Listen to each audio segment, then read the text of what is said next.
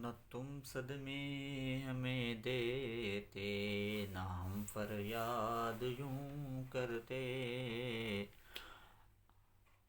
نحمده ونصلي ونسلم على رسوله الكريم، اما بعد، فاعوذ باللہ من الشیطان الرجیم، بسم اللہ الرحمن الرحیم۔ ملک پاکستان میں مملکت خداداد میں پاکیزہ مطہر لا الہ الا اللہ کی بنیاد پر لیے جانے والے ملک پاکستان میں مملکت خداداد، مملکت پاکستان میں کچھ دنوں سے کچھ ایسے لوگ، کچھ ایسی قوتیں، کچھ ایسی تحریکیں نمودار ہو رہی ہیں جو صرف لا الہ الا اللہ کی بنیادیں ہلانے کے لیے نہیں، بلکہ ہر شریف آدمی، ہر شریف الطبع، وہ کسی بھی فرقے سے ہو، کسی بھی مسلک سے ہو، کسی بھی مذہب سے ہو، قطعاً ان جو ہے گندی فضاؤں کو فیس کرنے کا، ان کا سامنا کرنے کا متحمل نہیں۔ میری مراد آپ سمجھ گئے ہوں گے، خواتین جو مارچ ہے، ایک خواتین مارچ وہ خواتین مارچ ہے جو واقعتاً حقوق نسواں کے لیے، عورتوں کے حقوق کے لیے میدان میں آتا ہے۔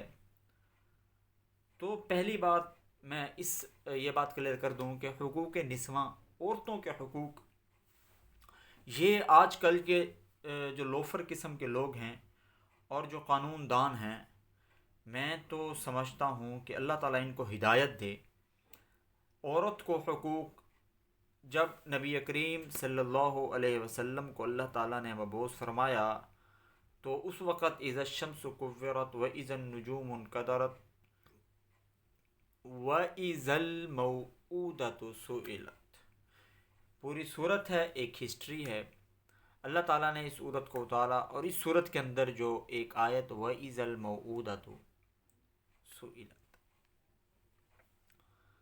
عرب سے پہلے ان عورتوں کو ایک جب بچی پیدا ہوتی اس کو زندہ درگود کر دیا جاتا۔ نمبر دو، وراثت کے اندر ان کو حق نہیں دیا جاتا تھا، ان کی اس طرح تقسیم ہوتی تھی جس طرح آج روپے اور پیسوں کی تقسیم ہوتی ہے کہ عورت بھی بانٹی جاتی تھی۔ نمبر تین، ان کو لونڈیاں رکھا جاتا تھا۔ نمبر چار، ان کے ساتھ جب ان کے ہر مہینے کے اندر مخصوص دن آتے تھے، ان کے ساتھ اس وقت ان کے ساتھ کیا حشر کیا جاتا تھا، ان کے ہاتھ سے پانی کا گلاس تک نہیں لیا جاتا تھا۔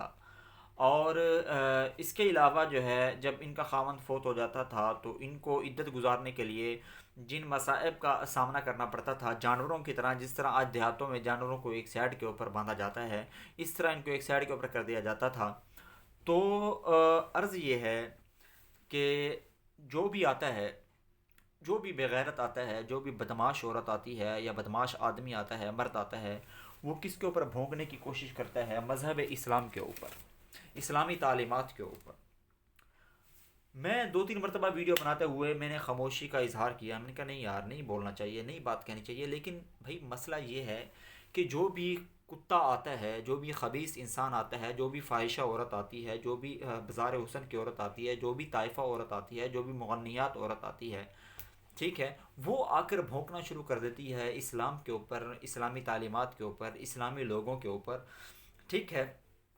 تو آج میں کمپیریزن ایک کر رہا ہوں، آیا اگر اب ہم ہندو مذہب میں دیکھیں تو اس کے اندر جب عورت کا خامند فوت ہو جاتا ہے تو اس کے اوپر کون کون سی پابندی آتی ہیں؟ اسلام نے ایسی کسی بھی قسم کی پابندی نہیں لگائی۔ اسلام نے ان سے کبھی بھی جو ہے، مذہب اسلام نے ان سے زندگی کی رنگینیاں نہیں چھینی۔ اس کے علاوہ کرسچن میں ہے اور مختلف مذاہب کے اندر اپنی اپنی جو ہے طریقہ کار ہیں، لیکن سب سے آسان، سب سے سہولت مند اور سب سے بہترین جو طریقہ ہے وہ اسلام کا طریقہ ہے۔ تو اس کے باوجود بھی اسلام کے اوپر بھونکتے کیوں ہیں؟ اس کی وجہ یہ ہے کہ ہمارے جن کے ہاتھ میں ہم نے باغ دوڑ دی ہے، ہمارے قانون دان ہیں اور ہمارے حکمران ہیں، وہ میرا خیال ان کے اندر غیرت ایمانی ختم ہو گئی ہے۔ اگر یہ لوگ جیسے ہی کوئی اسلام کے اوپر، اسلامی تعلیمات کے اوپر بھونکتا ہے، اس کو فوراً دبوچ لیا جائے جس طرح دوسرے مذاہب والے دبوچتے ہیں، تو کبھی بھی ایسی جو ہے حرکات، ایسی بےغیرتیاں ہمارے سامنے نہ آئیں۔ اور دوسری بات یہ کہ عورتوں کے حقوق الحمدللہ دنیا جانتی ہے، دانشور جانتے ہیں کہ جو اسلام نے، جو مذہب اسلام نے عورتوں کو حقوق دیے ہیں وہ آج تک کوئی بھی نہیں دے سکا۔ اور دوسری بات یہ، آج جو اہم بات ہے وہ ہے ان جو ہے 2 ٹکے کی آنٹیاں، جن کو 2 3 4 پتہ نہیں کتنی بار طلاق ہو گئی، کتنے مردوں کے نیچے سے ہو کر آئیں لیکن اپنا گھر نہیں بسا سکیں، آج وہ عورتوں کے حقوق کے لیے لڑنے کے لیے سامنے آ گئیں، جن سے اپنا گھر سنبھلتا نہیں ہے، وہ دوسروں کے گھر کو جو ہے تعمیر کرنے چلی ہیں۔ وہ بھائی بھینس کو اپنی کالک تو نظر نہیں آتی، ٹھیک ہے، اور بھائی اب اپنی کالک تو دیکھو، اپنا مکالہ تو دیکھو، تم آئی ہو حقوق نسواں کے لیے، عورتوں کو حق دلانے کے لیے، کیا حق دلاؤ گیا؟ میرا جسم میری مرضی، کیا آئین پاکستان کے اندر، چھوڑو ابھی قرآن و حدیث کی تعلیمات کو چھوڑو، کیا آئین پاکستان کے اندر عورت کچھ بھی کرے، خودکشی کر لے، ہم اجازت دے دیں؟ آئے نا، بتائیں ہمیں، عورت کسی مرد کا قتل کر دے، آیا جائز ہے؟ اس کا جسم، اس کی مرضی۔ عورت چوک کے اندر، چوراہے کے اندر ننگی کھڑی ہو جائے، آیا اس کو اجازت دے دی جائے؟ بھئی کوئی لوگو تو پیش کرو، آپ ایک پوری اپنی سٹیٹمنٹ پیش کرو، آپ اپنا ایک وہ کیا کہتے ہیں اس کو، ایک اپنا پورا لائحہ عمل زندگی کا پیش کرو کہ ہاں آیا ہم، میرا جسم میری مرضی کا مطلب یہ ہے۔ جب تک یہ عورتیں، یہ گندی آنٹیاں، یہ گندے جراثیم، یہ گندے لبرل، میرا خیال لبرل لوگ بھی اتنے گندے نہیں ہوں گے۔ ہاں میں نے ایک پوسٹ پڑھی تھی، وہ ہے نا ہمارا ایک ایک ویب سائٹ ہے اس کے اوپر، کہ ایک آدمی، ایک اتنا گھٹیا اور بےغیرت آدمی تھا جو اپنی بیٹی کے ساتھ بھی جو ہے رشتہ ازدواج کو حلال اور جائز سمجھتا تھا۔ تو خیر، گندے جراثیم ہر کہیں ہوتے ہیں، ان جراثیموں کا کسی بھی مذہب سے تعلق نہیں ہوتا۔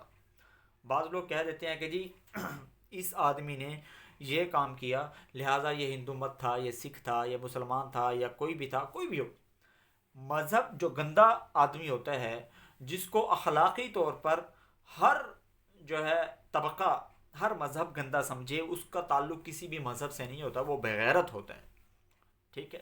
لہٰذا انہی بغیرتوں میں سے کچھ جراثیم، گندے جراثیم مؤنث کی صورت میں پاکستان کے اندر، اسلام آباد میں خواتین کے مارچ کی صورت میں سامنے آئیں۔